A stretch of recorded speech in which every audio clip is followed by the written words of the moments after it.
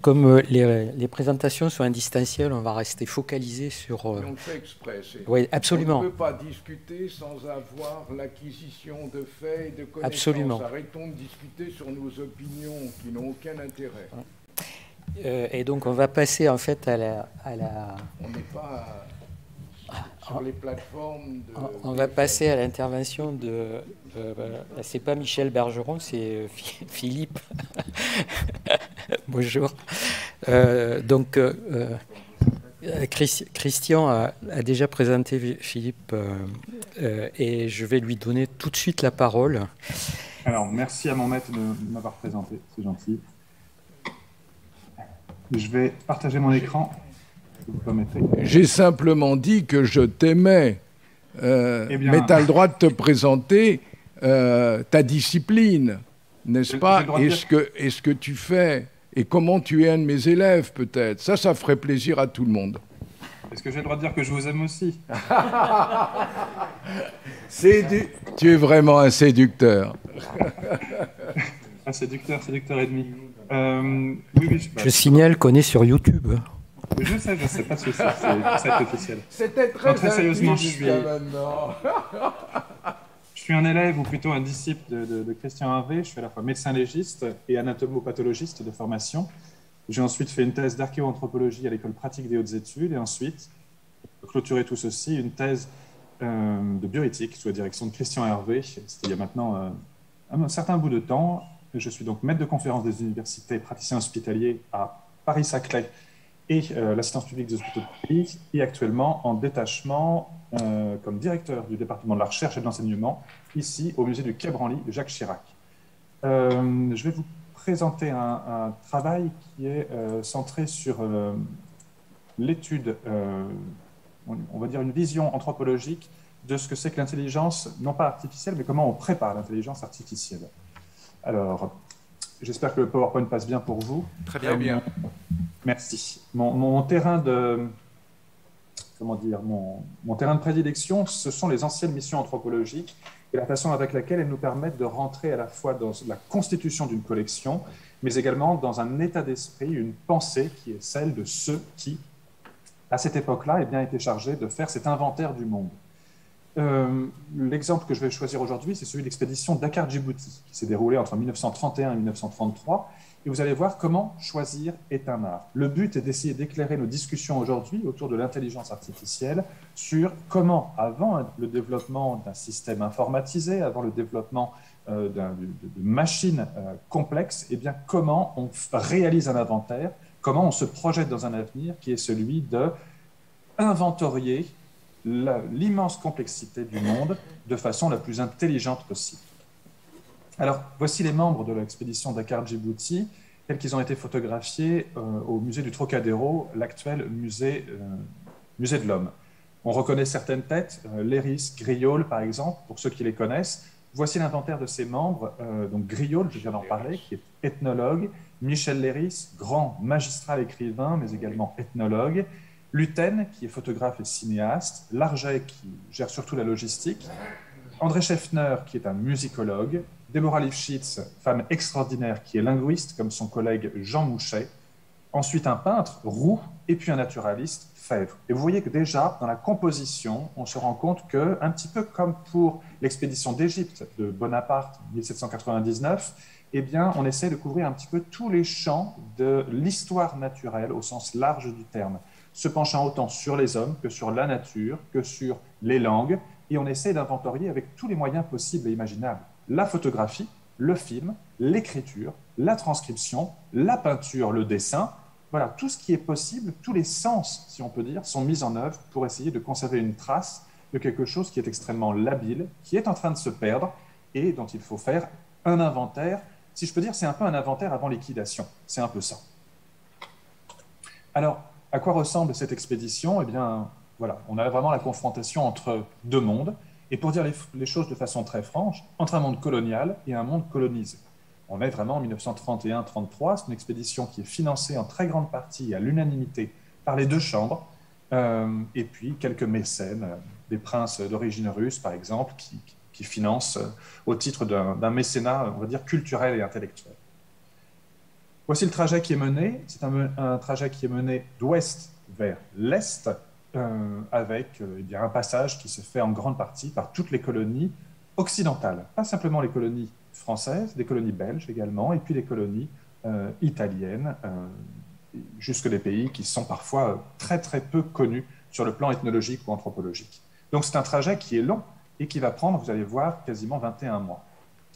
Avant de partir, et ça c'est un des documents les plus importants pour nous, on ne va pas prélever n'importe comment. L'anarchie n'a pas de place. Le chaos, non. C'est l'ordre qui règne, principalement fondé sur ces instructions sommaires pour les collecteurs d'objets ethnographiques qui a été écrit quelques mois précédant le départ par Michel Léris, qui était un disciple, chacun a son disciple, chacun a son maître, chacun maître a son disciple, et lui, son maître, c'était Marcel Mauss, à l'École pratique des hautes études, un des fondateurs vraiment de l'anthropologie française, qui n'a pas fait beaucoup de terrain, qui est surtout un théoricien, l'inventeur du don contre don que nous connaissons tous en anthropologie.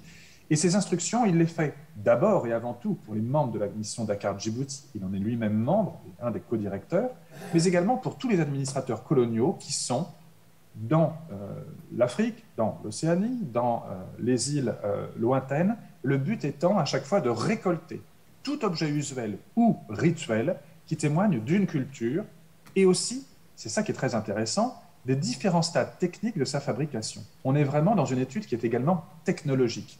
Et là, on voit déjà l'influence d'une bonardisation, d'un système de reproduction des objets, de compréhension du modus operandi et pas simplement de l'objet fini. Ça, c'est vraiment quelque chose qui est propre au premier tiers du XXe siècle, qu'on retrouve un peu dans le futurisme, par exemple en Italie, cette définition de l'importance de la façon avec laquelle on peut technologiser la création d'un outil. Une chose importante, contrairement à certaines qui sont toujours émises, on n'est absolument pas dans un contexte de collecte d'objets d'art. Ce n'est pas les beaux objets, ce n'est pas les objets pour le marché de l'art. On ne collecte pas des objets pour des musées des beaux-arts, mais pour des musées ethnographiques, pour un travail qui est vraiment un travail de vie quotidienne. On ne cherche pas le beau, on cherche l'objet du quotidien, l'objet usuel, l'objet de tous les jours. Un objet, un pot cassé est plus intéressant qu'un magnifique trône de roi. Une calebasse trouée est beaucoup plus importante qu'une lance dorée. Le principe de tout ceci aboutit à la création de ce qu'on appelle les fiches à 9 points, où elles sont stéréotypées. C'est vraiment un travail qui est stéréotypé. Tous les objets récoltés, il y en aura plus de 3000, vous allez voir, tous les objets récoltés bénéficient d'une telle fiche qui est d'abord manuscrite et qui ensuite va être retranscrite sur ces fiches dactylographiées. Le problème, c'est que la transcription s'accompagne parfois d'erreurs, parce qu'on n'arrive pas à lire, parce que la personne qui a écrit sur le papier n'est plus présente au moment de la transcription.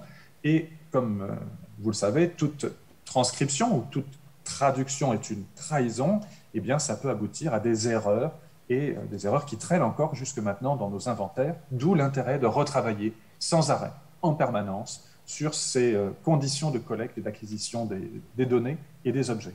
Donc, on trouve l'origine géographique, on trouve le type d'objet, on trouve son mode de fabrication, la description, la zone générale, les conditions d'acquisition, en l'occurrence la mission Dakar-Djibouti, et puis parfois il y a des données qui sont des données complémentaires, qui peuvent être biographiques, qui peuvent être bibliographiques, qui peuvent être des liens d'un objet avec un autre objet, etc.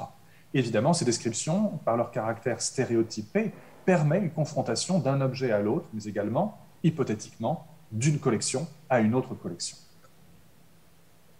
Alors, cette mission a pour but d'être diffusée, une diffusion totale du savoir. Les objets en eux-mêmes vont circuler, vont être présentés, et puis, dès l'année suivante, ce n'est pas les actes d'un colloque comme celui auquel nous participons aujourd'hui, mais c'est quand même une sorte de pré-publication dans la revue fondée par Skira, le célèbre groupe surréaliste et grand éditeur, qu'on appelle la revue Minotaure. Dès l'année suivante, en 1934, une sorte de pré-compte rendu est publié. Et vous allez voir un tout petit peu comment se passaient à la fois les conditions de collecte, mais également les conditions de cette mission. Alors, Paul Rivet, le directeur du musée d'ethnographie, Georges-Henri Rivière, le sous-directeur, en font un bilan totalement dithyrambique, et il précise que plus de 3000 objets ethnographiques ont été récoltés. 30 langues ou dialectes ont été transcrits, ce qui est immense dans le temps imparti, et ce qui témoigne vraiment de la qualité du travail de Bora Lipschitz notamment.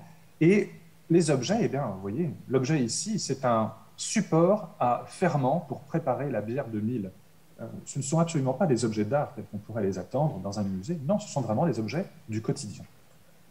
Alors, quelques vues, quelques photographies qui témoignent autant de l'habitat, mais également de la façon de vivre. Vous voyez, des jeunes gens qui sont en train de filer le fil au Cameroun du Nord en l'occurrence, des cache-fesses en bas à droite qui sont manufacturées, et puis des scènes de la vie quotidienne. Tout ceci est mené et porté par une méthodologie qui est stéréotypée. C'est pour ça qu'on ne peut pas dire, on ne peut pas affirmer, enfin, ça n'est pas entendable sur le plan scientifique, que la mission Dakar Djibouti était une mission d'agrément, une mission d'amusement, une collecte erratique ou autre chose. Tout ça était absolument bien organisé avec des objets qui ne sont pas forcément, et même quasiment pas, des objets de valeur. Ce sont des objets qui témoignent du quotidien tels qu'on pourrait les acheter sur les marchés, tout simplement, ou même parfois les récupérer dans les poubelles. Les poubelles sont extrêmement intéressantes pour un ethnologue anthropologue. Et vous voyez ici des hochets, tout simplement, qui sont récoltés avec différents types, qui témoignent d'une micro-évolution de chacun de ces objets, d'une population à une autre population. On est ici vraiment dans une vision évolutive de l'objet, qui témoigne d'une volonté de connaissance de son histoire naturelle.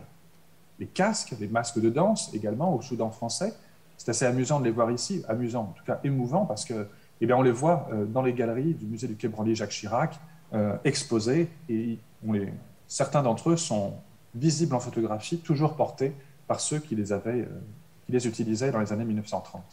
Alors certes, il y a des effets un peu esthétiques, des noyages dans la région de San, au Soudan français, et puis aussi des objets comme ceux-là, qui se sont malheureusement pour certains dégradés un tout petit peu depuis leur collecte, et pour lesquels les photographies permettent de reconstituer un état antérieur. Des petits objets du quotidien, des serrures, vous voyez, des poupées également. On n'est vraiment pas dans des grands objets d'art tels que le Louvre ou d'autres grands musées pourraient en porter. Sont également inventoriés les cérémonies, tous les rituels qui accompagnent ces objets. Et ça, c'est quelque chose qui était absolument demandé par Griaule quand il a écrit ses instructions sommaires, c'est relier systématiquement tous les objets à leur contexte d'origine, aux rituels, autant les rituels de leur fabrication que les rituels de leur mise en application. Et donc tout ce fond photographique, ces innombrables photos, ces kilomètres, si on peut dire, de bandes cinématographiques, sont utiles à chaque fois pour reconstituer, remettre en perspective tous ces éléments qui pourraient paraître disparates. Vous voyez encore des scènes de rue, des porteurs de trompes, de cornes. Eh bien, les objets sont conservés et on les a ici dans leur contexte initial. Les masques également. Vous voyez la photographie en haut à droite, elle n'est pas photographiée n'importe comment. Le masque, le deuxième en partant de la gauche, il est conservé au musée du Quai Branly Jacques Chirac, présenté dans les collections, et ils sont photographiés, ces masques, de profil strict. Le but, c'est d'avoir une photographie qui est systématique pour avoir une comparaison entre chacun des exemplaires de masques. Des transcriptions sont faites sur les murs. Vous voyez les pétroglyphes à droite, en rouge, qui ont été transcrits, non pas photographiés, mais peints à partir des motifs qui étaient présents sur la falaise. Malheureusement, depuis, ils ont en grande partie disparu. Le masque féminin, qui est porté par un homme et qui permet de le travestir de façon rituelle, est également conservé dans nos collections. Et vous le voyez ici, in situ, porté par un danseur. Et évidemment, si on avait simplement ce masque sans la photographie, sans le contexte de description, on passerait complètement à côté de son sens premier. Les photographies, vous voyez, beaucoup des objets qui ont été photographiés ici ont été laissés en place. On a à gauche une femme rattachée à Adam, le dieu serpent dans le vaudou béninois, qui porte un des pitons autour de son cou, de façon rituelle, comme nous tous, adeptes du vaudou, pouvons les porter quand on va dans un tel sanctuaire à Ouida. Et des crânes humains, des crânes d'hippopotames, des grands modèles surmodelés. Beaucoup de ces objets ont été laissés en place. Ils ont, en revanche, été photographiés. Donc la collecte vraiment privilégiait des objets qu'on pourrait qualifier de secondaires ou tertiaires. Les transcriptions Transcription sonore, transcription de son, transcription de langue. Vous voyez ici quelques exemples qui sont issus de ce travail de terrain. Donc un inventaire qui est universel, si on peut dire, qui est total. Je pense qu'il y a rarement eu autant un caractère autant systématique. Peut-être peut-on éventuellement le retrouver avec la mission, la croisière noire, peut-être, avec la croisière jaune aussi, et puis peut-être aussi encore avec la grande expédition d'Égypte de Napoléon. Dernière photo ici du Minotaure, pour essayer de vous montrer un tout petit peu. Des photographies ont été faites de peintures. Les originaux ont été transportés et des doubles ont parfois été laissés sur place, ou parfois c'est l'inverse, des doubles ont été faits sur place et les originaux ont été laissés, principalement en Éthiopie. D'où l'intérêt d'avoir un peintre sur place qui permettait de faire ces échanges de l'un à l'autre. Alors, tout ceci, c'est parfois accompagné de gestes dont on peut douter de la réalité. Par exemple, Michel Leiris raconte dans l'Afrique fantôme qu'il a pénétré dans un sanctuaire au Mali dans lequel était préservé un boli. Vous en avez un exemple ici à droite, ce sont des objets sacrés qui font une quarantaine, cinquantaine de centimètres à peu près. Et il a cassé le mur, il a pénétré à l'intérieur de ce bâtiment, il a volé le boli et il est parti en 4e vitesse. On ne sait pas si c'est la réalité ou pas. Sur le plan anthropologique, ça paraît très très difficile que ces objets, qui sont des objets extrêmement gardés, extrêmement précieux, aient pu être volés d'une façon aussi simple que celle-ci. Et on peut se demander, sans attenter à la mémoire de Michel Leiris, on peut se demander s'il n'a pas inventé ceci pour se mettre un tout petit peu en valeur et romancer son récit, qui est en l'occurrence l'Afrique fantôme. Donc c'est vraiment un épisode qui est extrêmement douteux et qui ouvre la porte à des demandes parfois d'informations supplémentaires, voire même de restitution, des questionnements totalement légitimes sur les conditions exactes d'acquisition de tels objets. Mais à nouveau, j'insiste sur le caractère extrêmement douteux, en tout cas nébuleux, de ces conditions d'acquisition, pour le moins fantasques. Alors si on peut faire un bilan, 21 mois de mission, je vous l'ai dit, plus de 800 000 francs de budget à l'époque, c'est colossal, ce sont des francs 1931-33, hein. Plus de 3 750 objets inventoriés, dont la grande majorité se trouve toujours maintenant au musée du Quai Branly-Jacques Chirac, et ça provient surtout du Mali, du Bénin et de l'Éthiopie. 6 000 clichés, 15 000 fiches d'observation, vous voyez beaucoup plus de fiches d'observation que d'objets récoltés, des enregistrements sonores, cinématographiques, 30 langues ou dialectes à noter, et puis des amulettes et des manuscrits, notamment éthiopiens, qui sont arrivés à la Bibliothèque nationale de France. Alors, la diffusion du savoir a été quasiment immédiate. Marcel Griaule fait des conférences, il s'exprime un petit peu partout, la presse s'en fait l'écho. Je vous ai montré ici une coupure de journal, encore un autre dans le Mercure de France, dès le retour, hein, en septembre 1933, eh bien, on parle de l'enrichissement considérable des collections du musée d'ethnographie, mais de façon sensée, de façon scientifique. C'est ça qui est vraiment nouveau. C'est qu'avant, il y avait 2-3 objets, une dizaine d'objets qui arrivaient par la curiosité d'un individu, par un voyageur, par un commerçant, par un individu qui travaille dans l'administration coloniale. Là, on a un caractère absolument systématique.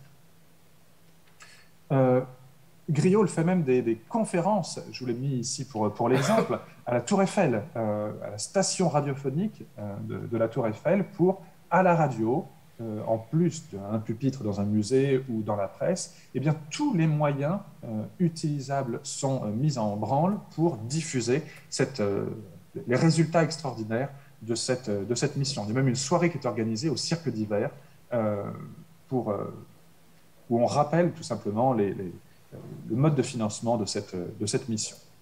Alors, tout est inventorié. Les objets du quotidien, je vous l'ai dit, mais également sur le plan naturaliste. Il y a une grenouille d'Éthiopie qui a été inventoriée, totalement nouvelle, et on lui donne même le nom de Griaule. C'est la Rana griaulei, qui est une façon également de faire entrer Griaule dans le monde naturaliste. Des calebasses sont récoltées, vraiment des petits objets du quotidien. On en parle également dans les journaux estudiantins en disant que cette mission Dakar Djibouti, alors là en l'occurrence c'était en amont de la mission pour préparer les étudiants et leur dire vous allez avoir une masse considérable d'informations à traiter, engagez-vous si on peut dire dans l'ethnologie, dans l'ethnographie, et notamment ce sont beaucoup d'élèves de l'école coloniale qui ont été enthousiasmés par cette mission et qui en ont dépouillé a posteriori toutes les données. Pour vous montrer ce caractère systématique et sur des objets qu'on n'attendrait pas, il y a ce petit entrefilet que je vous ai mis de côté. Ce qu'un ethnographe peut tirer d'une cruche, d'un pendu et d'un parapluie. Alors certes, ce sont des anecdotes, parfois un petit peu croustillantes, mais à chaque fois, eh bien, l'anthropologue, par ce caractère systématique des données, réussit à tirer des informations extrêmement pertinentes sur l'histoire, la vie quotidienne, les rituels, le rapport des hommes à leur environnement et des hommes entre eux. Avec des titres parfois qui peuvent considérablement fâcher, bien entendu. Les enfants noirs ont aussi des poupées, il y a bon, il n'y a pas bon, etc. On est vraiment dans une rhétorique coloniale qui peut sembler a posteriori totalement nauséabonde, mais dans l'esprit de l'époque, c'est une plongée totale dans la connaissance d'un monde qui n'est pas le monde occidental et qui est entièrement à découvrir ou redécouvrir. Beaucoup de ces poupées sont conservées au musée du Quai Branly-Jacques Chirac. Ce sont des objets du quotidien qui n'ont pas une grande valeur, bien évidemment. Alors pour finir, cette image, et j'en aurai terminé ensuite avec cette présentation, vous voyez ici Michel Leiris, juste à côté de Joséphine Baker. Autour d'eux, quoi? Des objets du quotidien, et notamment des objets de la maison Dakar Djibouti. Joséphine Baker tient une calebasse, deux calebasses dahoméennes, donc du Bénin actuel, qui servent généralement à des rituels du vaudou. Leiris, lui, tient une sorte de tambour à main, et derrière eux, il y a des objets, principalement de musique. On est ici dans une mise en valeur, cette fois-ci artistique, mais surtout une ouverture au grand public, y compris fanatique de Joséphine Baker, qui est une star internationale à cette époque, qui a trouvé refuge contre la ségrégation américaine en France, comme vous le savez, ça a été rappelé à l'occasion de sa panthéonisation. Eh bien voilà, c'est une façon d'utiliser cet inventaire et de le faire connaître au grand public et de faire connaître également l'ethnographie et toute la richesse et tout le pouvoir des colonies françaises à l'époque. C'est un faire-valoir monstrueux, autant sur le plan scientifique que sur le plan géopolitique. Voilà, je vous remercie.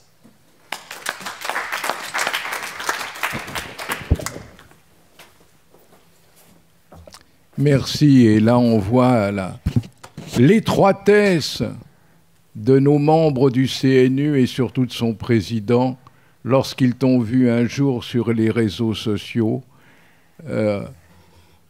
dans un élément du vaudou, de la manière un peu dont on trouvait avec un chat ou un corps, et ce qui leur a fait énormément peur pour ta rationalité. Mais là, on peut te confirmer l'actualité de tes propos et le côté impératif de notre réflexion. En tout cas, merci. Merci à vous. Bravo, bravo. Et on va enchaîner tout de suite sur la troisième présentation de Yorgos Randvikos, qui est un spécialiste de la santé environnementale, mais qui va parler plus de la mise en question en fait, de l'application de l'IA dans un tel contexte. Et je vais lui donner la parole, lui demander aussi de se présenter. Oui, merci. Bonjour à toutes et à tous. Un grand merci de m'avoir permis de m'exprimer ici, que je dois essentiellement à Christian, mais qui m'oblige, je dirais, de vous exprimer une certaine appréhension, parce que c'est une question de caractère, d'une part, pas une envie, je dirais, de me mettre en avant, mais je ne suis pas un spécialiste de l'intelligence artificielle. Je ne sais même pas si je suis un connaisseur de l'intelligence artificielle et peut-être même pas un amateur, ce qui expliquera mon propos critique. Et puis, je ne parlerai pas donc directement de l'intelligence artificielle. Je vais un peu tourner autour. Vous reconnaîtrez quelques allusions. Mais mon propos est plutôt de me demander devant vous si l'aventure de la science, de manière générale, nous la maîtrisons dans le sens où, sans connaître son histoire, quelles sont les conséquences de notre expression aujourd'hui de ce qui fait science ou scientificité. Donc, je vous demande un moment pour partager mon diaporama, à condition que je trouve le bon document. Voilà, il est là. Alors, je vais me mettre au début.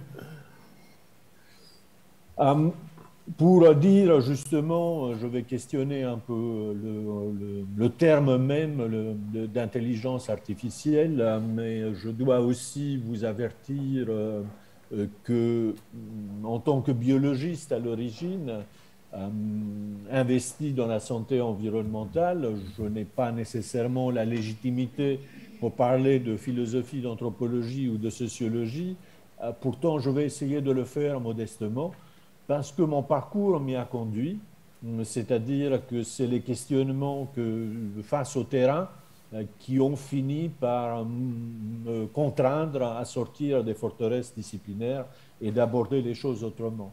Bien sûr, il y a un point de départ, et un de ces points de départ, c'est la définition de la santé de l'OMS comme complet bien-être, qui m'a accompagné ou qui m'a taraudé, si vous voulez, pour essayer de comprendre qu'est-ce qu'il pouvait avoir au-delà de l'absence de maladie dans cet espace que pouvait fournir la réflexion sur le bien-être. Bien-être, bien sûr, est un concept philosophique et non pas tellement normalisable et donc difficile à introduire dans le raisonnement du quotidien, mais pourtant missionné pour étudier ou pour évaluer des aménagements urbains favorables ou non à la santé.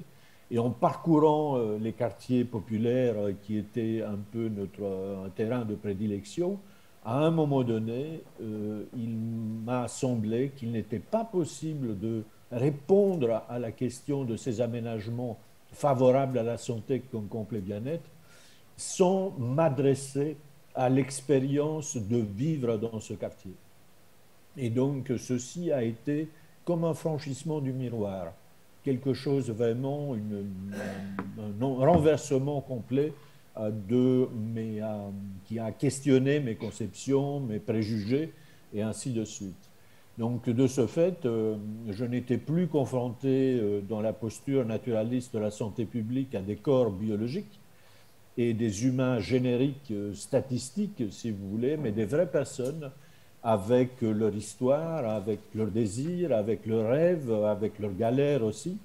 Et donc, comment arriver à recréer ou adopter ce langage symbolique qui venait complètement contredire le langage fonctionnaliste de l'urbanisme que la santé publique adopte sans réfléchir, si je puis dire. Donc ça a été un long parcours avec des tas de lectures et qui, pour donner un exemple, m'ont fait comprendre que ce que j'enseignais, la posture transdisciplinaire, comme moyen d'aborder les populations cibles dans nos travaux, était en fait un ethos, parce que ça nécessite d'abandonner toute idée de supériorité qui pourrait être conférée par le statut du sachant face à un public profane, un terme dont j'ai une sainte horreur, mais pour arriver à faire dialoguer les savoirs formels et les savoirs de l'expérience, c'était le prix à payer. Je rentre maintenant dans mon sujet. Je vais dire que je vais éviter tout débat autour de différents ismes. Je ne suis pas philosophe, mais malgré tout, quelques lectures m'ont fait comprendre que les tentatives taxonomiques sont très imparfaites et que derrière chaque isme se cachent différentes prémices, différents développements et ainsi de suite. Même si je déclare ici mon refus ou mon rejet du positivisme que je reprendrai dans ma conclusion, je vais éviter justement d'utiliser les écoles de pensée, etc. Je vais utiliser quelques contrastes, je vais révéler quelques contrastes, quelques débats, quelques oppositions. Et je commence ma première objection, j'en ai trois. qui utilise, je dirais, les préjugés platoniciens. Je ne suis pas très fier, ce n'est pas très original, d'autant plus que j'ai une fascination absolue pour Platon, même si je ne partage absolument pas ses conclusions, sur sa manière de raisonner, sur sa manière d'épiauter un certain nombre d'idées et de nous faire encore comprendre des choses aujourd'hui. Mais face au discours de mes collègues, ou ce que j'entends de manière générale, et en repérant des termes de vocabulaire et d'expression, je me demande encore aujourd'hui quel est le statut de l'idéal importé dans la science et si on en a véritablement conscience d'où ça vient et des problèmes que pose l'introduction d'un concept intemporel dans le monde des phénomènes, du temps et de l'espace, de l'activité, qui est celui de la science. Est-ce que cette légitimité est pensée et réfléchie? Donc c'est à ce niveau-là que j'en reste ici. Et puis cet attrait du chiffre que je peux exprimer au travers de mon expérience, car à la suite de présentations de nos résultats des enquêtes ethnographiques dans les quartiers populaires, et pas qu'une seule fois, j'ai eu la remarque, mais chers collègues, rassurez-nous, vous êtes passé par une enquête qualitative, ce n'est que provisoire, vous avez l'intention d'extraire des variables quantitatives que nous pourrions utiliser dans les modèles. Je ne sais plus ce que j'ai baragouiné comme réponse la première fois, mais ça m'a accompagné comme cette idée d'un préjugé d'une vérité supérieure du chiffre sur le sens, et ceci me gêne. Donc, il est possible, et c'est ce que j'aimerais soumettre comme hypothèse, qui n'est absolument pas nouvelle, je ne suis pas le premier à le dire, que notre rapport à la vérité soit un peu confus, ou à un concept, je dirais, similaire, qu'est la certitude, qui est si peu scientifique.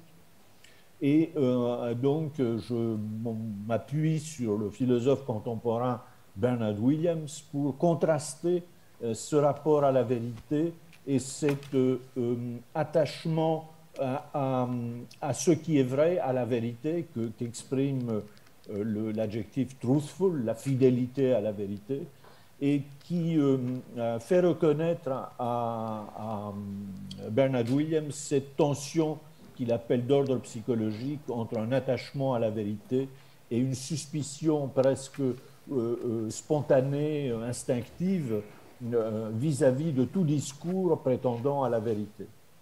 Alors évidemment, cet attachement à la vérité qui se voit aussi par la condamnation de toutes les formes de déception et qui vont me permettre de tirer un fil juste tout à l'heure. Mais ce que les historiens de la science et les philosophes de la science m'ont appris, c'est qu'on peut suivre dans l'histoire le remaniement des manières de dire le vrai, c'est-à-dire les manières de l'établir et les manières de l'exprimer. Et ceci, on peut en faire l'histoire.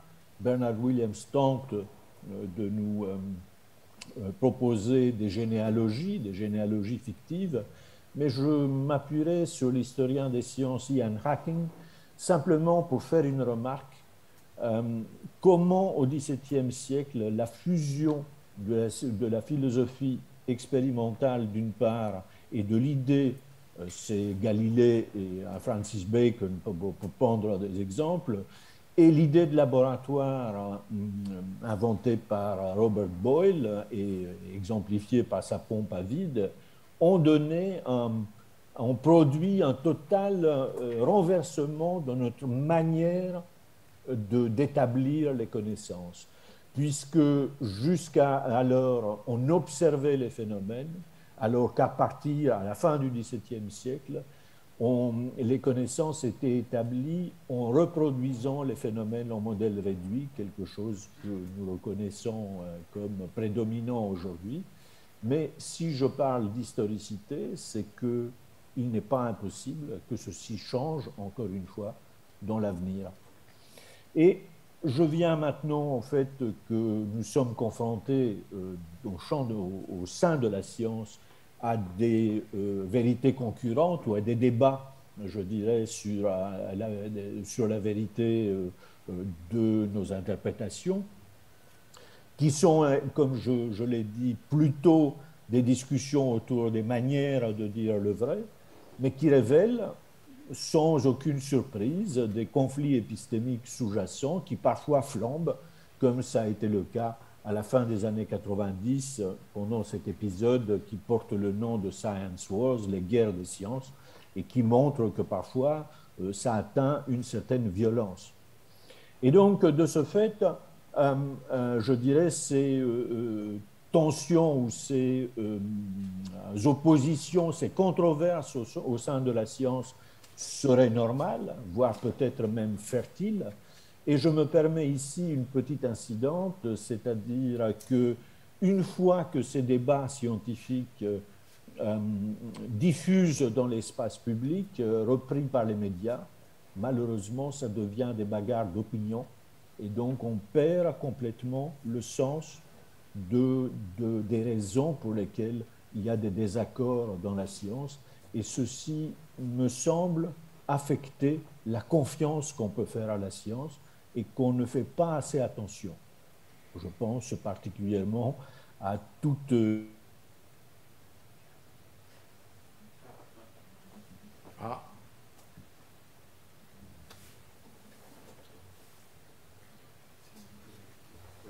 tous les septièmes dans leur fondement.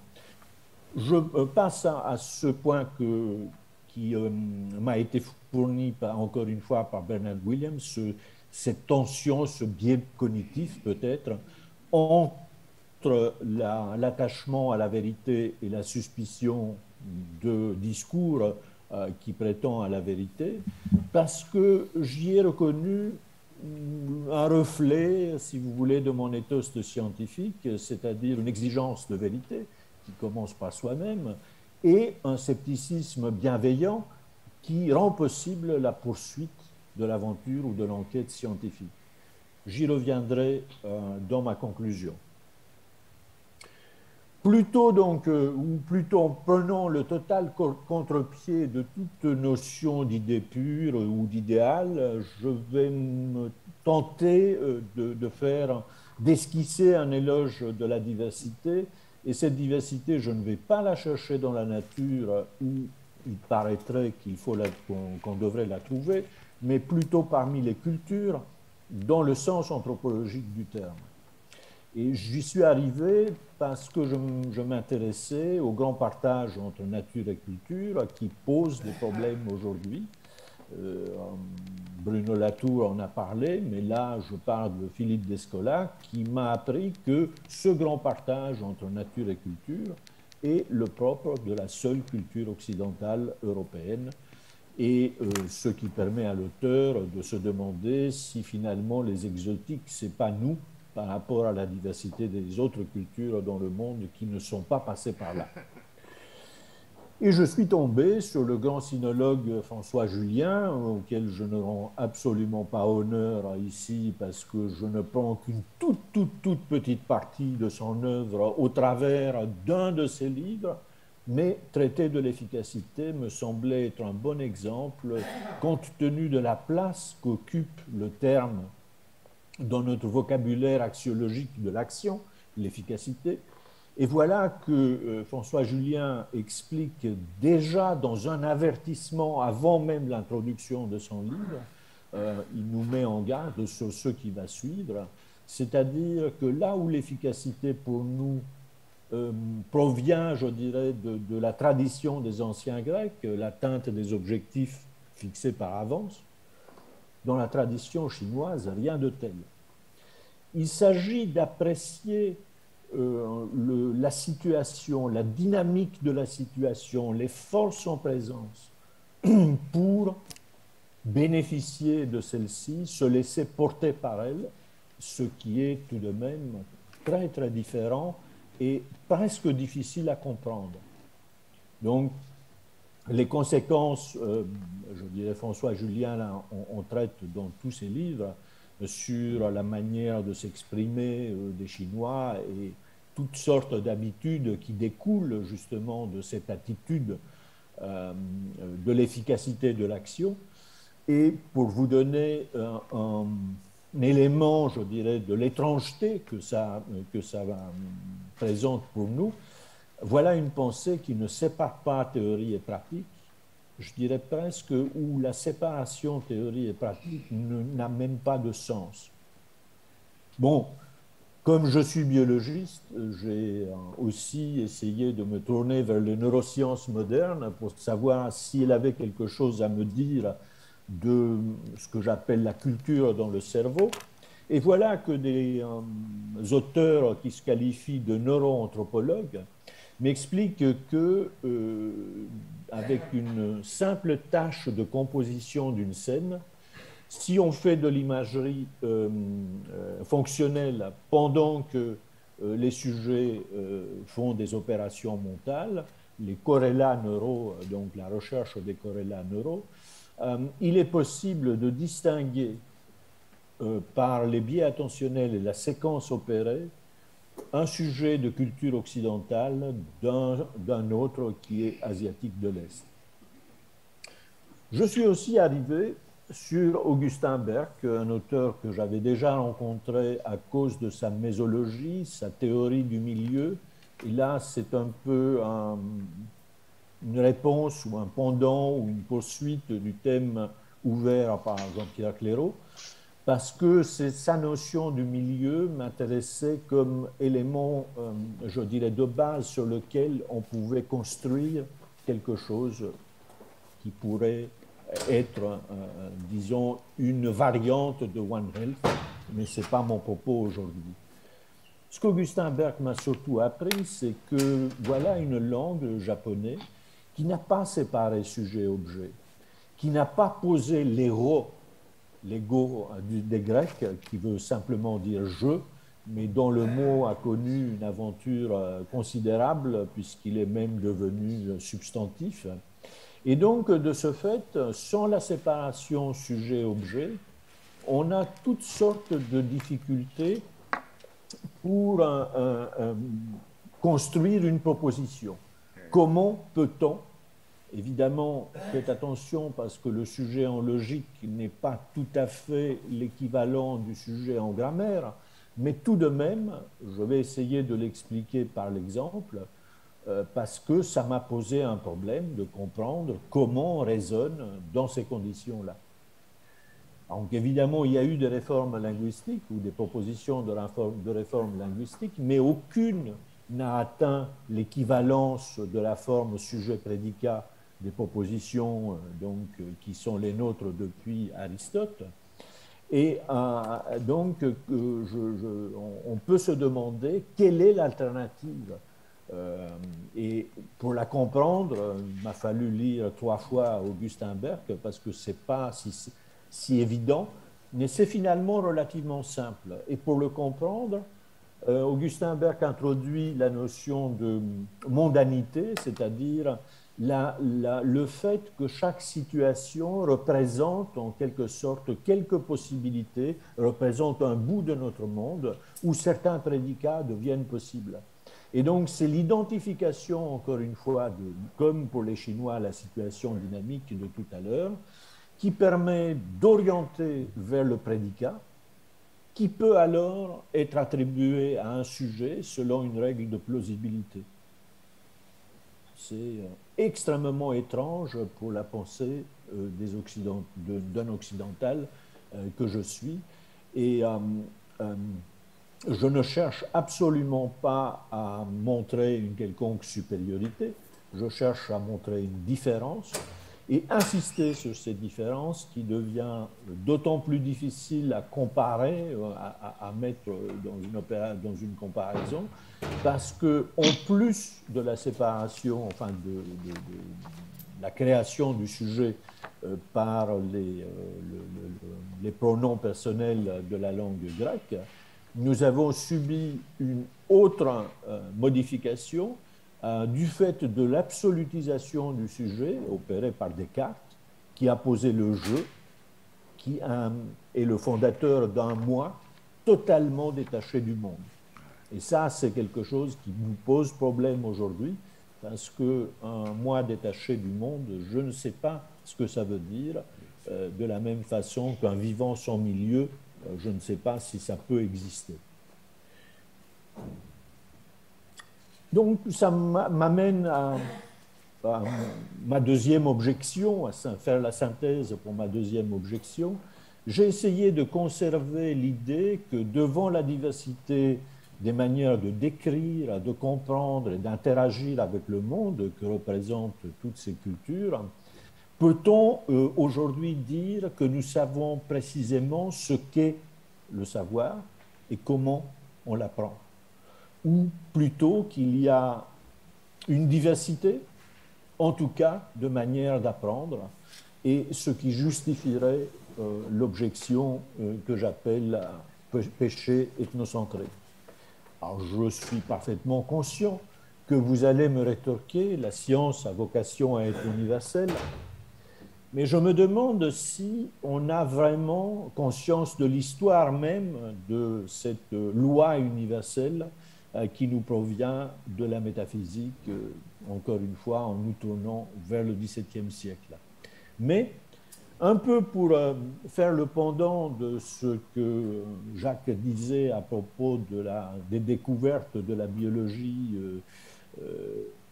au travers de l'aventure du séquençage, voilà un article qui était mentionné dans la newsletter de Nature avec le titre « L'effondrement annoncé du réductionnisme », qui explique la grande crise qu'il y a aujourd'hui au sein de la physique théorique, de la physique des particules. Donc avec un autre, comment dirais-je, version de la pompe avide de Robert Boyle, mais actualisée, c'est-à-dire le collisionneur à hadrons du CERN à Genève, qui conduit les physiciens des particules à repenser les lois de la nature. En fait, c'est exactement comme les lois universelles que je citais tout à l'heure, dont ils débattent de la naturalité. C'est assez fascinant, je vous incite à aller chercher cet article donc, dans Quanta Magazine, je ne sais pas exactement, je ne connaissais pas, mais qui justement montre que nous butons aujourd'hui sur les limitations de notre appareillage conceptuel donc qu'on utilise dans la science et que ceci pourrait être annonciateur de nouvelles façons de penser et de rechercher, encore une fois, dans nos différents champs. Pour ma troisième objection, là je vais être plus rapide, j'utilise le titre d'un livre du neurologue américain Antonio Damasio, L'erreur de Descartes, mais je vais prendre comme simple point de départ un constat. Les humains sont des êtres sensibles, je préférerais utiliser l'anglais sentient, mais c'est simplement que face à leur expérience, on voit des mouvements du corps qu'on appelle émotions qui font générer un sentiment dans notre conscience. Et ce n'est pas d'ailleurs les seuls animaux à présenter ce type de fonctionnement. Mais comment se fait-il alors que depuis l'Antiquité, Socrate accusait son corps de lui opposer toutes sortes d'obstacles l'empêchant d'atteindre les idées pures, le christianisme qui a culpabilisé les passions, jusqu'à la modernité qui a dit bon, le subjectif, c'est pas intéressant, on le met de côté. Nous, on va s'occuper que de l'objectif, mettant un peu nos affects comme obstacle à l'intelligence, obstacle à la moralité et obstacle à la connaissance. Et c'est là que l'argument d'Antonio Damasio devient intéressant parce que justement, il nous amène à travers des données expérimentales et cliniques à une conclusion qui est quand même, je dirais, surprenante. Chaque fois que l'on perd accès au contenu émotionnel de notre cerveau, eh ben, on devient irrationnel. Et alors, on peut peut-être comprendre ce que cherchait à dire le primatologue philosophe Franz de Waal, selon qui les émotions sont notre boussole, et nous faire penser que la sacralisation de cette raison solitaire et exsangue est peut-être à revoir. J'en arrive à ma conclusion en 2 points. Je reprends d'abord la question des mots, du choix des mots. Peut-être une métaphore, je n'en sais rien. En tout état de cause, pour me demander qu'est-ce que l'on cherche à dire? Quel sens cherchons-nous à porter quand on parle d'intelligence artificielle? Quel imaginaire cherchons-nous à susciter? Ou alors, quelle valeur, quel pouvoir performatif aurait cette expression? Spontanément, j'aurais tendance à chercher les intelligences dans le vivant, mais vous me rétorquerez, c'est un préjugé de biologiste, une fois de plus. Et puis, peut-être, c'est pas inutile de réfléchir sur le juge final de la valeur adaptative de nos innovations, qui sera sur le temps un peu plus long, et face à des situations inédites dont on ne peut même pas imaginer exactement le déroulement aujourd'hui.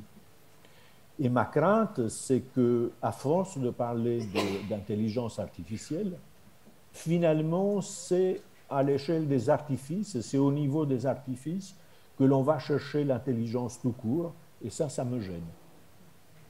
Et puis je remarquerai que la connaissance, encore une fois, de l'histoire de la science devrait nous rendre un peu plus prudents, parce que si on regarde les conséquences de la mécanisation de la nature qui est intervenue au XVIIe siècle et qui influence et le vocabulaire et la pensée médicale aujourd'hui, ce n'est pas, je dirais, une simple fantaisie que j'agite ici. Il y a effectivement cette possibilité d'un déraillement, si je puis dire. J'ai cité le positivisme en entrée de mon topo, mais je ne vais pas discuter tellement ces prémices, ces expressions selon le système de philosophie positive d'Auguste Comte, mais plutôt par une de ses conséquences ou un de ses prolongements, un mouvement héritier ou un avatar, si vous voulez, le positivisme logique, l'école de Vienne, qui a fini par totalement séparer le monde de la science qui porte sur les faits et le monde de la métaphysique qui parlerait de valeur. Une totale, je dirais, comment dirais-je, coupure, sans plus aucune possibilité d'articulation, au point où la métaphysique, on refuse à la métaphysique toute possibilité de dire quoi que ce soit de vrai sur le monde. Et alors, je me demande, mon petit exercice réflexif de tout à l'heure sur l'éthos scientifique, il n'a valeur que de fantaisie, sans sens particulier, sans valeur particulière. Et pour paraphraser un homme de la Renaissance, Rabelais, qui parlait de science sans conscience, je me demande si une science avec conscience est encore possible aujourd'hui et de quelle façon on peut la réactiver. C'est d'autant plus important que, je dirais, on vit dans le culte de la performance, peu importe comment il est arrivé, il est là, il influence encore une fois le discours politique dans la société et ainsi de suite, mais la performance ne fait référence qu'à elle-même. Et donc, comment peut-on la moraliser ? Et à moins que l'on puisse accorder une vertu à la performance, ce que j'ai essayé honnêtement de faire sans succès, je dirais qu'il y a encore une fois un problème de registre, de confusion qui sont liés à la réflexion dans les registres différents, c'est-à-dire à la performance qui appartient au registre de la production qui n'a pas de finalité à proprement parler. Selon les catégories d'Aristote, on parlerait de causes efficientes.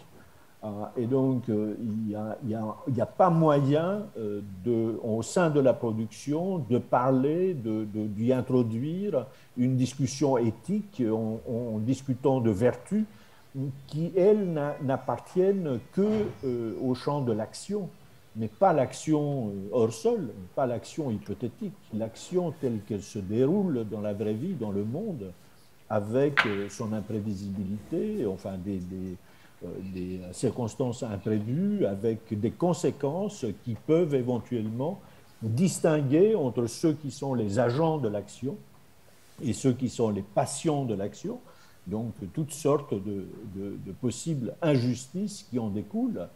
Et ceci me permet de proposer prudemment que ce n'est pas une question de déontologie au sein de la profession. On se tromperait complètement si on considérait que justement, en se limitant au registre de la production, on pourrait éventuellement établir des règles déontologiques, mais que c'est vraiment au niveau de la société, c'est un débat sociétal qui doit être mené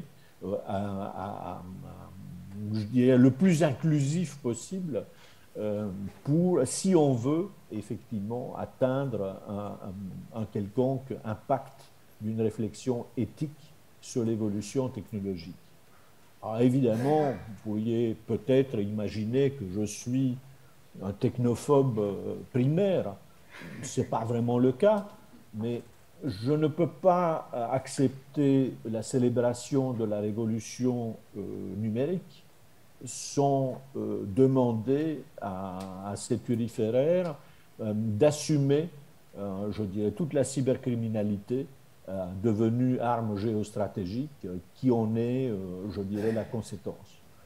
Et donc la question, ce n'est pas de refuser à l'innovation la possibilité d'apporter des bonnes solutions, mais à quel moment et comment peut-on essayer de mettre en place les conditions pour que les mésusages ou les dérives ne soient pas possibles.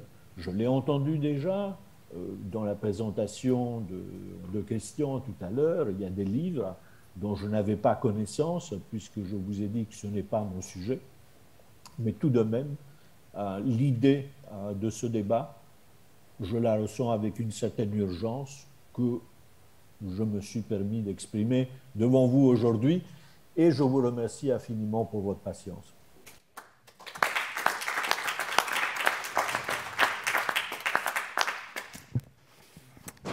Merci beaucoup. Avant d'ouvrir, on a maintenant du temps pour justement ouvrir le débat. Et... Ah, pardon. C'est vrai que j'ai un réflexe. Au moins, le ou la Covid m'a donné en fait l'habitude de porter le masque et de sauver en partie la face en fait, de cette manière. Avant d'ouvrir, enfin, on a le temps pour ouvrir un débat. Les trois interventions en fait ont dessiné un paysage qui pourrait paraître en fait séparé, alors qu'il existe en fait une logique et interaction entre ces trois interventions. Et Jean-Pierre Clairaut, sans parler d'intelligence artificielle, implicitement à parler que d'intelligence artificielle, ou à parler en fait des trois grands problèmes qui traversent en fait ce questionnement, qui est le tri et la classification.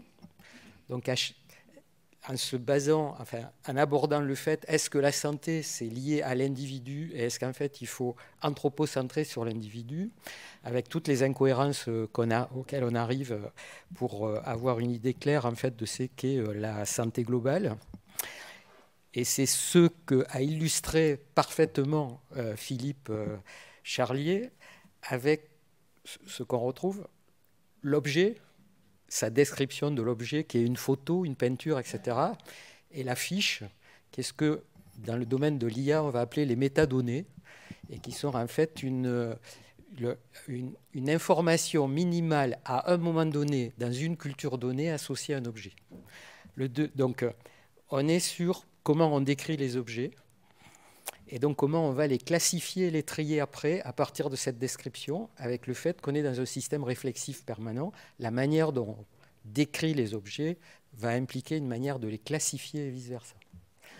Donc sur la maladie, on a aussi cette notion qui a traversé, y compris en fait, la formation des médecins, avec le fait que faire de la médecine, c'était d'abord décrire la maladie à travers ses symptômes et ensuite associer une thérapie pour supprimer en gros les symptômes, si je le prends de manière très schématique. La deuxième idée qui est ressortie dans Jean-Pierre Clairaut, c'est est-ce que à partir de l'incohérence de cette focalisation sur l'individu, c'est finalement ce qui va être, ce qu'on peut aborder la santé, c'est encore mieux en fait, enfin mieux, c'est plus facile de la penser à travers, en ayant à l'esprit que l'individu, c'est une multitude d'individus qui tracent en fait des relations entre eux. Et donc c'est ce que Edgar Morin appellerait le plexus et qu'on a dans la complexité, c'est ce tissage de relations qui crée en fait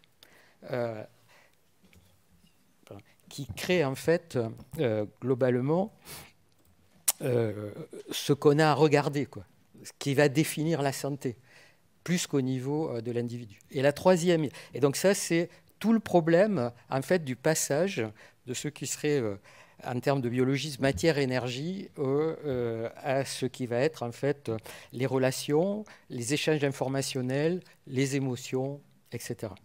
Et la troisième idée qu'exprime en fait Jean-Pierre Clairaut, si je ne trahis pas sa pensée, c'est ces individus avec leurs relations sont dans un milieu. Est-ce que ce milieu est extérieur ? Est-ce qu'on a une réalité extérieure auquel on s'affronte ? Ou est-ce qu'en fait ce milieu est co-construit avec ce plexus ? Et ces questionnements-là, me semble-t-il, qui ont été abordés dans la dernière partie, entre autres, c'est ce rapport à la réalité. Est-ce que en fait c'est une réalité extérieure ou c'est une réalité co-construite? Et c'est ce qu'on retrouve en fait dans la physique des particules, avec toute la réflexion aussi de Carlo Rovelli sur ces problématiques-là. Et c'est une réflexion qui va toucher, ou qui est en train de toucher aussi l'IA, et c'est la référence à Jean-Gabriel Ganassi, entre autres, mais à Yann LeCun, enfin, à tout un tas de livres qui ont été écrits par les chercheurs en IA. Est-ce qu'en fait, l'IA va essayer de tirer de l'ensemble de données, y compris de données bruitées, une réalité qui est une réalité extérieure, ou bien en fait l'IA co-construit lui-même une réalité et peut construire une réalité totalement biaisée qui évacue l'ensemble des humains de cette réalité. Et sur ça, en fait, je laisse l'ouverture. Merci beaucoup, Jacques. Je voudrais poser une question à la salle, parce que là, maintenant, on est dans la discussion. Donc, et la question, elle est...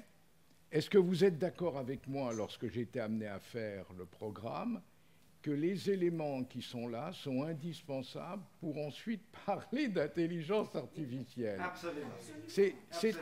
C'est-à-dire que j'aimerais avoir de votre côté, plutôt que, comme je disais tout à l'heure, de faire un N+1 colloque sur l'intelligence artificielle d'application et dans la vision réductrice très, très productive qui est la sienne, poser les problèmes qui ont été bien amenés de cette manière, et je dirais surtout la dernière partie en plus, et je suis très heureux qu'on va travailler ensemble, Yorgos, maintenant, parce que le problème est la question de la nature du projet.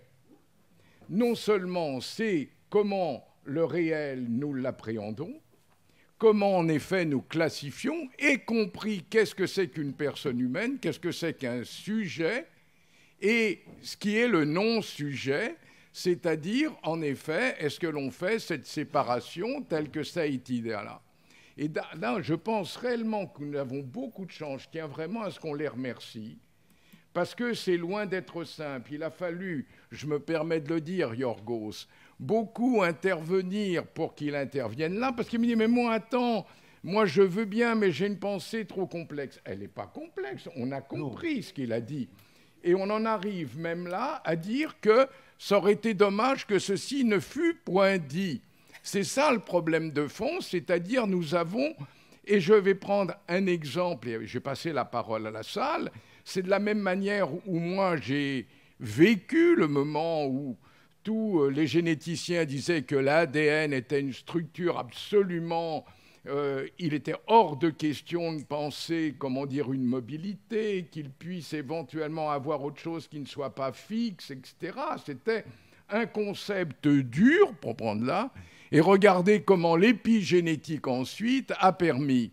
Et si je reprends, complètement changé cette vision, au contraire, de la même manière que Charlier vous explique qu'il y a des photos, etc., mais que s'il n'y a pas l'endroit où elles sont prises, il n'y a plus le sens, et en définitive, on passe totalement à côté. Et ces éléments nous apparaissent particulièrement importants. Ça ne veut pas dire pour autant qu'il ne faut pas le faire, mais ça veut dire qu'il faut qu'on le sache. Et le débat social dont parlait Antoine Ténière au début, il ne peut se faire qu'avec ces éléments. Vous avez la parole. Qui veut prendre la parole? N'hésitez pas. Mais c'est le moment. It's time for you to... Yes, I am a physician. Only 3 words. I am a physician and have had the privilege of studying. Alors, je suis parlé en français, excusez-moi. Je suis un médecin. Non, mais je ne fais rien. Je sais parfaitement bien, je ne suis pas si langue. Donc, le privilège d'être un médecin, un chercheur, et d'avoir travaillé dans 10 pays, et la France au départ, Amérique, etc. L'intelligence artificielle, tout de suite, on pense à le dossier médical, on pense à des choses très spécifiques. Ce qui est brillant dans cette première partie, c'est qu'on était confronté avec la réalité de l'homme, la réalité de la diversité de l'homme et la diversité de la nature. Et tout d'un coup, on savait qu'il faut éduquer chaque année nos étudiants et nous-mêmes aussi dans la capacité d'évaluer le problème au départ, c'est-à-dire la diversité de l'homme, la diversité de l'humanité, la diversité de nature. Et dans ces 3 présentations, avant de parler de le dossier médical, un algorithme pour cancérologie, des choses spécifiques en intelligence artificielle, on est confronté avec le regard de l'homme, la vie et la diversité de la vie. Et je trouve que j'étais bouleversé par cette première partie parce que c'était complètement différent. Je n'étais pas anticipé ça du tout. Et que tout d'un coup, j'étais confronté avec la vérité que l'éducation et l'académie, c'est une véritable responsabilité pour la santé, parce que d'utiliser nos ressources, d'utiliser tout ce que nous allons entendre dans la spécificité, la première partie, c'était d'être confronté avec la réalité de l'intelligence artificielle et l'homme. Et que ça, c'est quelque chose qui est remarquable et que je vous avais écrit pendant cette guerre actuellement, que ce que nous avons vu dans ces derniers 9 jours avec l'Ukraine, la Russie et la diversité de l'homme, on apprend un autre monde, une autre façon d'être extraordinairement triste. Comment on peut solutionner ça? Mais ce n'est pas à travers simplement la diversification ou l'utilisation de l'intelligence artificielle qu'on va faire ça. Il faut connaître l'homme. Et je vous remercie extraordinairement pour cette première partie qui dit AI is how is human. Qu'est-ce que c'est humain? Qu'est-ce que c'est l'écologie? Qu'est-ce que c'est les diversités de toute cette bramie qui était extraordinaire? Et ces 3 présentations, nous avons vraiment bouleversé avec leur considération l'homme et intelligence artificielle. J'espère que ça va faire partie de toute l'Académie de médecine et tout incorporé dans toutes les études de médecine. On n'y est pas encore. Ceci étant, vous avez sûrement des questions. Le professeur Trémolière. Oui, François Trémelière. Moi, je ne suis qu'un pauvre docteur égaré dans un monde de fous. Et pour ne rien vous cacher, au début, je me suis demandé si j'avais bien fait de venir. J'ai quand même bien compris, quelque passionnant que soit toute l'identification, le séquençage du génome, etc. Ce qui sous-tend tout de même ça est quand même énormément un problème de fric. Que, heureusement, on a échappé au brevetage de tous les bouts de séquençage de génome, et c'est bien. Puis alors, je suis réconcilié avec le sujet en ayant écouté Yorgos. D'abord, moi, je suis un technophobe primaire, mais affirmé et, je crois, réfléchi. J'ai bien compris, à travers ce que vous avez dit, que si on veut bien se limiter à la production, ben on aboutit à ce qu'on constate de la réforme hospitalière depuis 30 ans, c'est-à-dire peut-être pas une catastrophe, mais enfin des choses qui ne conviennent pas et qui en tout cas échappent à l'humain. Dans ce domaine-là également, vous posez la question de savoir si la performance est une vertu. Je ne suis pas persuadé que pas plus sur le plan sexuel que dans les autres domaines, la performance soit vraiment une vertu. Et quand on parle de médecine, ma performance comme médecin est d'essayer d'identifier ce que présentent les malades que je vais voir et d'essayer de les guérir. Après, je m'en fous. Qu'est-ce que ça coûte? Est-ce que, quand dans la réforme de nos technocrates, le malade est devenu un client et qu'on a commencé à discuter dans les CME comme thème principal en quoi l'hôpital est-il rentable et pas du tout en quoi soigne-t-il bien les malades, ce fut une catastrophe. Alors là, ici, ce qui me plaît bien quand même, c'est que l'IA, quand on la classe ici, ne devrait être absolument qu'un moyen.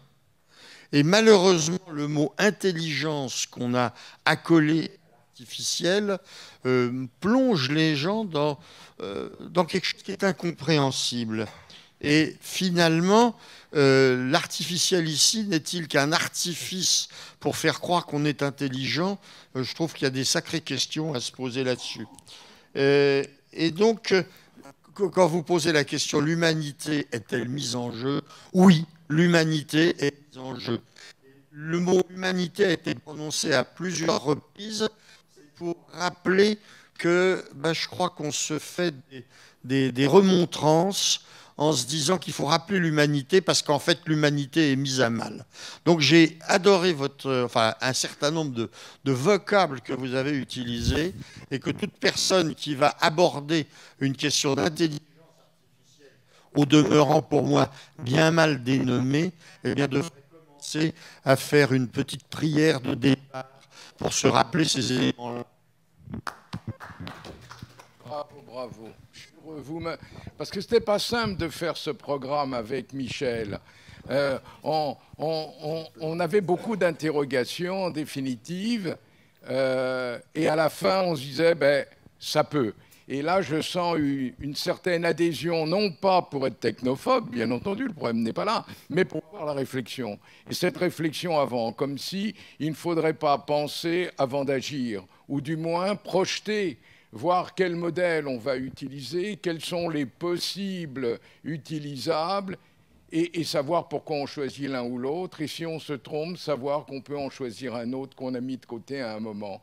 Et là, c'est tout le problème, en définitive, des choix qui sont faits et que la médecine doit se poser, et pas simplement que la médecine, bien entendu, mais nous sommes dans une faculté de médecine particulièrement aujourd'hui, biomédicale, faculté des sciences, et à ce niveau-là, nous devons poser ces questions-là.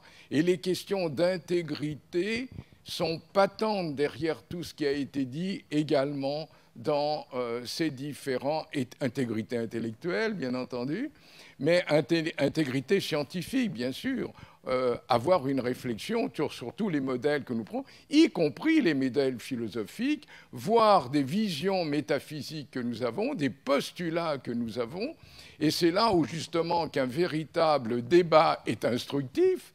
et pas simplement pour savoir si on est pour ou contre sur BFM, en un quart d'heure, bien entendu, en faisant venir 2 personnes qui n'ont aucune conscience des enjeux, bien entendu, ce qui peut se plaire, mais après, on pense réellement que cette chose a été faite.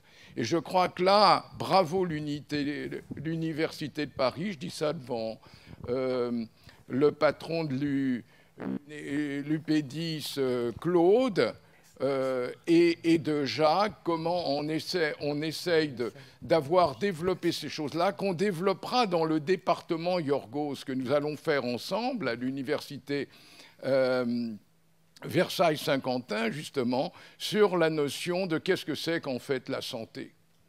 Et ça, c'est une question fondamentale et qui n'est pas du tout restrictive en cadre de pensée. C'est bien de le faire en collaboration avec l'Université de Paris. D'autres questions? Michel, tu as la parole. Je ne savais pas qu'elle était là encore. J'active mon truc. Oui, d'accord. Bon, alors pour moi, il est 6 heures du matin. Je suis là depuis 2 heures, donc mes remarques vont peut-être être un peu nuageuses. Elles seront dans le nuage, peut-être. Ben, d'abord, premièrement, je vais faire une remarque très québécoise. Quelqu'un a dit l'intelligence artificielle est l'homme. Moi, je préfère dire est l'humain parce que j'espère que les femmes sont incluses. Je sais très bien qu'en Europe, on dit encore l'homme incluant la femme. On t'attendait bien là. C'est grec et latine de tout ça, mais ici, on dit c'est l'humain ou c'est l'homme et la femme. Une petite remarque, que j'ai des choses que j'ai bien aimées dans tout ça, mais j'ai beaucoup aimé ce que M. Remvikos a dit, entre autres, qu'on a peut-être, on pourra avoir une science avec conscience? Moi, je pense que oui. Et il a dit qu'on a peut-être la possibilité aujourd'hui d'avoir une ouverture sur l'idée même, sur la possibilité de prévenir les dérives ou les mésusages de la technologie. C'est peut-être un petit peu ce qu'on va aborder cet après-midi. Donc, j'ai beaucoup aimé cette présentation.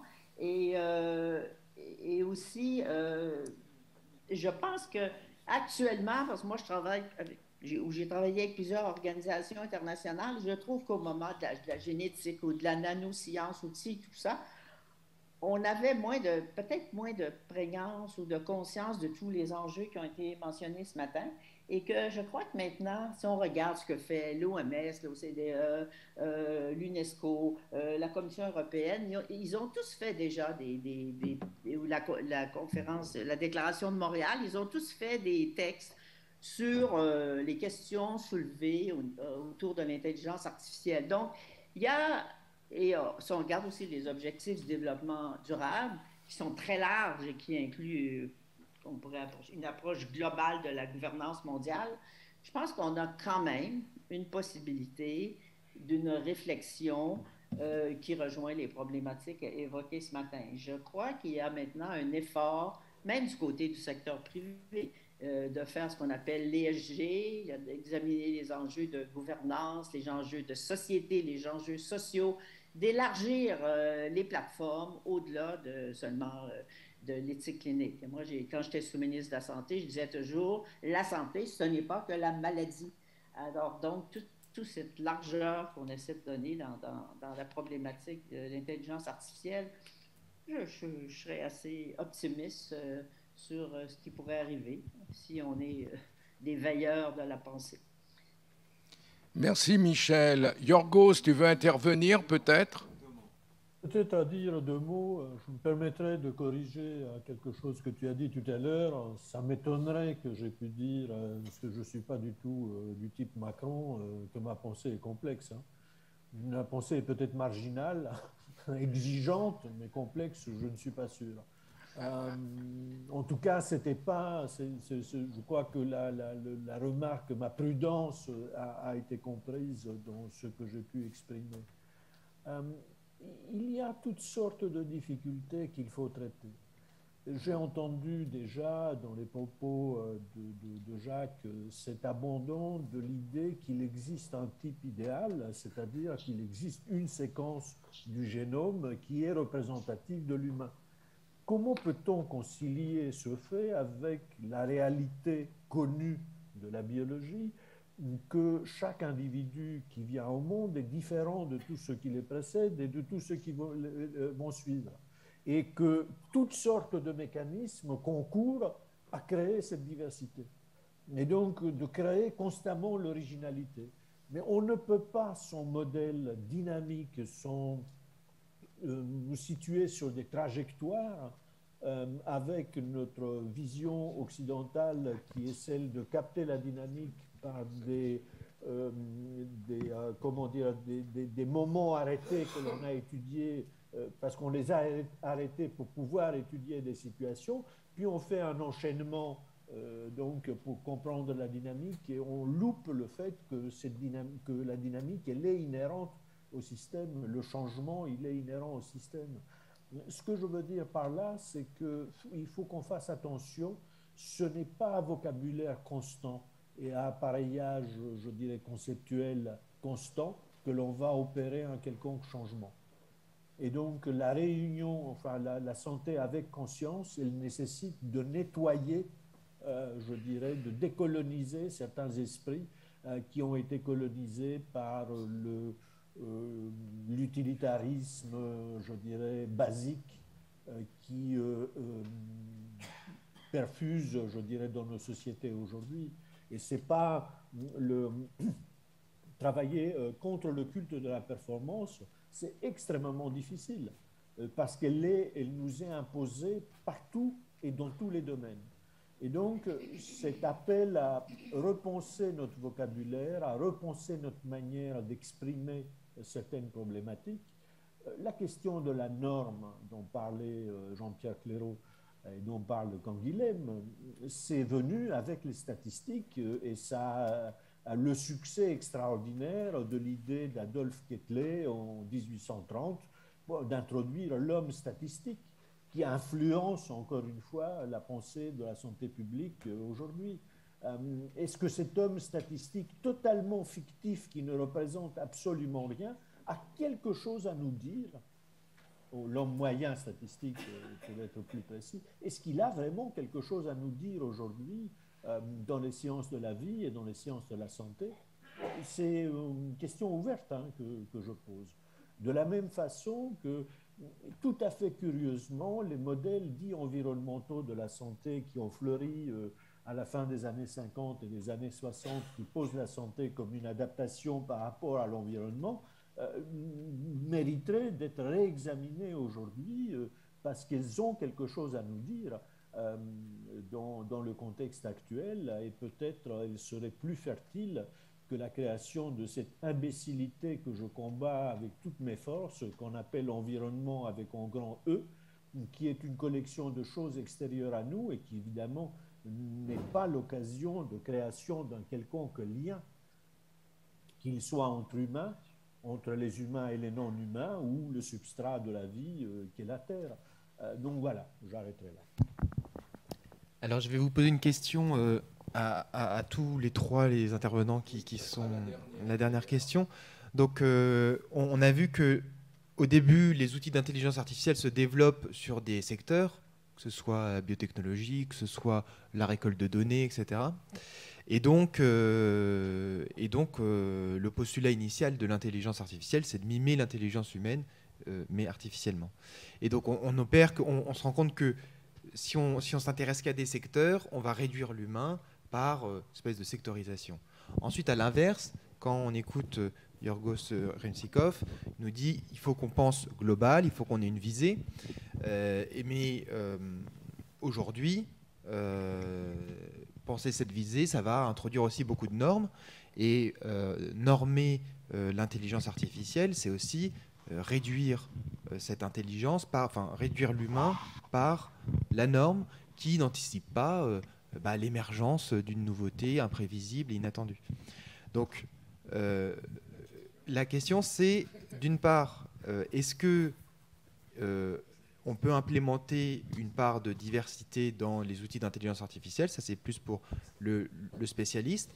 Et ensuite, l'autre question qui est plus généraliste, qui serait de dire, est-ce que finalement, la visée de l'intelligence artificielle, c'est toujours de mimer l'intelligence humaine, ou est-ce qu'on accepte que, puisqu'elle est commandée elle est réglée, on lui donne des ordres, puisqu'on sait qu'elle ne pourra jamais acquérir la compréhension de la diversité humaine dans tout ce que l'humain de plus divers, c'est de la nature et de l'environnement comme c'était décrit. À ce moment-là, est-ce qu'il faut juste accepter que ce qu'on appelle intelligence artificielle ne mime pas l'intelligence humaine, mais juste une autre intelligence?